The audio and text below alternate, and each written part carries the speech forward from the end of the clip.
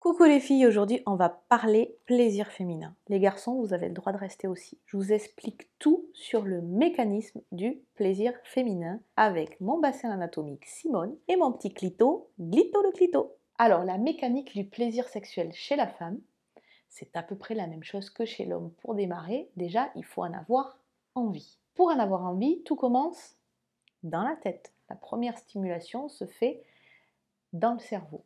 Vous voyez quelque chose, vous sentez une odeur, vous avez envie. La deuxième des choses se passe un peu plus bas dans votre bassin. Qu'est-ce qui se passe en bas? C'est pas forcément évident pour tout le monde, mais en fait, la mécanique du clitoris, c'est à peu près la même mécanique que le pénis.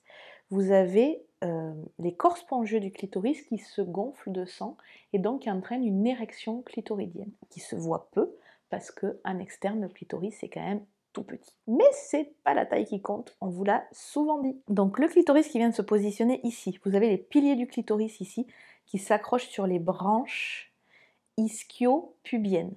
On est précis, c'est de l'anatomie. Vous avez ici les corps spongieux du clitoris qui ne sont pas toujours gonflés comme ça, hein. Ils peuvent être beaucoup plus petits. Et avec dessus, ce muscle-là, le bulbo spongieux. Je vous en rabâche les oreilles tout le temps de ce bulbo spongieux. Il est important puisque le clitoris est entouré par le bulbo spongieux. Donc ce qui crée finalement de la résistance, c'est ce muscle-là. Là, le bassin anatomique, on a l'impression que le clitoris est tout petit plus qu'on voit qu'un point, et c'est pour ça qu'on a longtemps cru que l'anatomie du clitoris était minuscule, mais il n'en est rien. Avec Glito le clito, vous voyez bien que c'est un organe quand même assez grand, il est quasiment à taille réelle. Qu'est-ce qui se passe? Vous avez donc une stimulation cérébrale, une envie, une stimulation locale, interne ou externe, mais c'est quand même mieux de commencer par l'externe en priorité. Et le corps se prépare.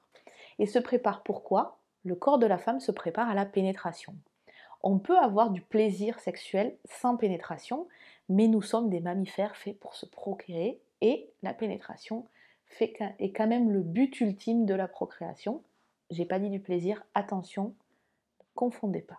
Une fois que le clitoris est stimulé en externe, plusieurs solutions pour avoir du plaisir. Soit vous continuez la stimulation externe jusqu'à atteindre l'orgasme, une fois, deux fois, trois fois, soit vous décidez de passer en interne avec les doigts, les jouets, votre partenaire, ce que vous voulez. Et c'est là où rentrent en jeu nos fameux muscles bulbo-spongieux. Parce que si vous arrivez à stimuler, en fait, le haut du clitoris par l'intérieur, très bien.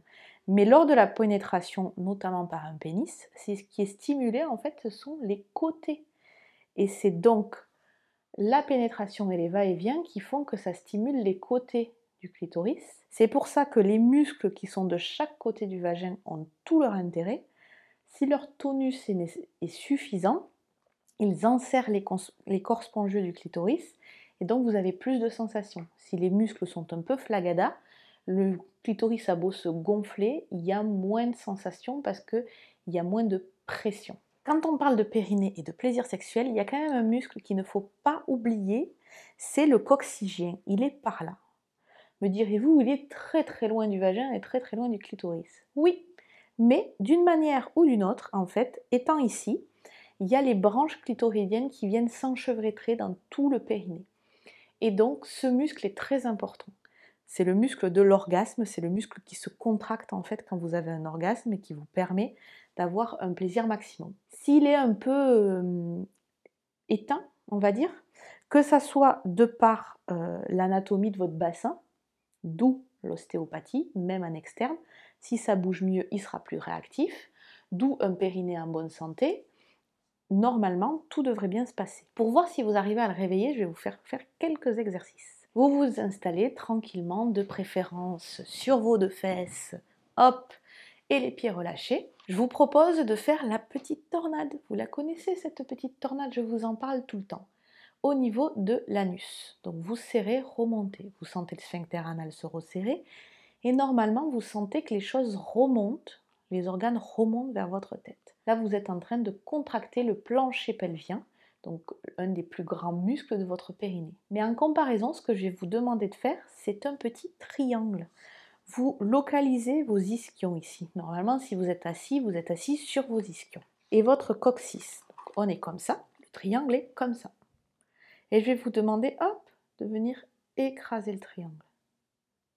Là, il n'y a pas du tout de composante de remontée, il y a juste un triangle qui s'écrase. Et normalement, si vous répétez ça plusieurs fois, vous devez sentir des petits chatouillis, des petites choses qui se passent dans votre corps, que vous soyez un homme ou une femme, plus que les piliers du pénis et les piliers du clitoris sont à peu près au même endroit. Et c'est pour ça que ce muscle est important. Si vous sentez que c'est réveillé, que ça fonctionne, il n'y a pas de souci particulier. Si vous sentez que c'est un petit peu flagada, essayez de le recommencer plus souvent. Et sinon, vous pouvez vous adresser à des spécialistes de la sexologie, donc kiné, sage-femme, psychothérapeute, etc. À partir du moment où on parle de l'anatomie du périnée, c'est vrai qu'une sage-femme ou un kiné qui est spécialisé en sexo vous apportera quand même des notions bien plus pratiques. Allez, maintenant vous savez quand même la majorité de ce qu'il y a à savoir pour comprendre le plaisir féminin. Est-ce qu'on peut atteindre un orgasme? La question qu'il faut se poser, c'est quoi un orgasme? Un orgasme, c'est un plaisir intense, mais c'est en comparaison à ce qu'on connaît déjà. Donc atteindre un orgasme, ça veut dire se connaître soi-même, ça veut dire savoir ce qui nous fait plaisir. Et après, c'est stimuler le clitoris et lâcher prise. C'est-à-dire que si vous êtes dans une relation avec un partenaire, c'est bien que vous acceptiez qu'il vous fasse découvrir des choses, mais aussi que vous puissiez le guider. J'espère que cette vidéo vous a plu, que vous avez appris plein de choses. Dites-le moi en commentaire. N'hésitez pas à vous abonner à ma chaîne. N'hésitez pas à mettre un pouce bleu sur cette vidéo et à cliquer sur la petite cloche pour suivre mes prochaines vidéos. Je vous dis à bientôt et surtout, prenez du plaisir!